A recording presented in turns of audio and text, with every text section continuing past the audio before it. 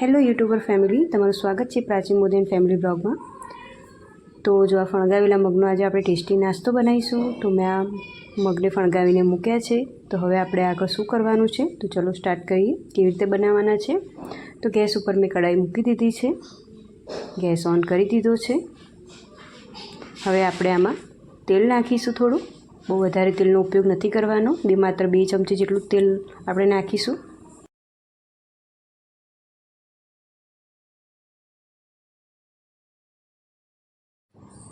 તો હવે તેલને ગરમ થવા દઈશું આપણે। તેલ ગરમ થાય પછી આપણે બીજા મસાલા કરીશું આમાં।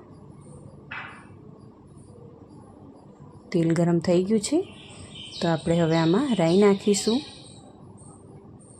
જીરું નાખીશું,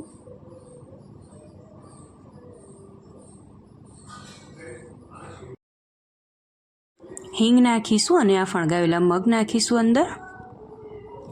હલાવી દઈશું એકવાર વ્યવસ્થિત। હવે આપણે આમાં મીઠું નાખીશું જરૂર મુજબ, હળદર નાખીશું, લાલ મરચું નાખીશું, ધાણા જીરું પાવડર નાખીશું અને થોડીક ખાંડ નાખીશું। અહીંયા મેં આખી ખાંડનો ઉપયોગ કર્યો છે, તમારે દળેલી નાખવી તો નાખી શકો છો। અને હવે હલાવી દઈશું આ રીતે। હવે આપણે આની અંદર અડધો ગ્લાસ પાણી નાખીશું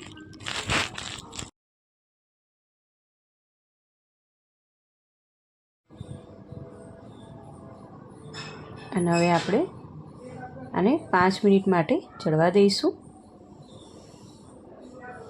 માત્ર 5 મિનિટ જ રાખવાનું છે આને।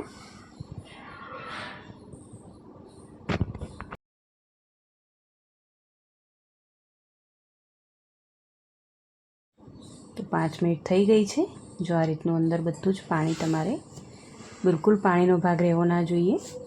તો બસ રેડી થઈ ગયા છે ફણગાવેલા મગનો ટેસ્ટી નાસ્તો। તમે ફણગાવેલા મગને જો આ રીતે બનાવીને ખાશો તો ખાવામાં ઘણા ટેસ્ટી લાગશે।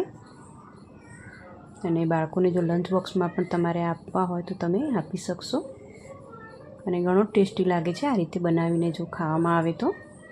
તમને જો આ ફણગાવેલા મગની રેસીપી ગમી હોય તો મને લાઈક, શેર અને સબસ્ક્રાઈબ કરજો, કોમેન્ટ પણ કરજો। તમને ગમી હોય તો તમે બીજા સાથે શેર પણ કરજો। અને ખાઈએ એટલે થોડો લીંબુનો રસ આપણે ઉપર નાખીને પછી ખાવાનું છે આને।